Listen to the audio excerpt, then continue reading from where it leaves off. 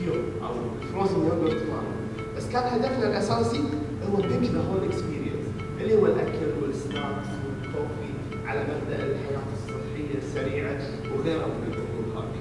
فقدرنا مع الوقت هذا من ذاك الوقت لليوم ان احنا نحاول كثر ما نقدر ان نحول الكاستمر هو بس انه هو يجرب البستاشيو الى انه هو يجرب كل شيء ثاني.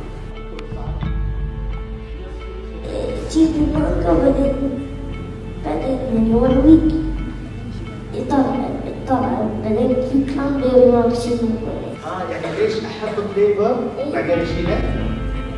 ضربنا مرة ثانية عشان اذا رديت مرة ثانية تجينا اكثر.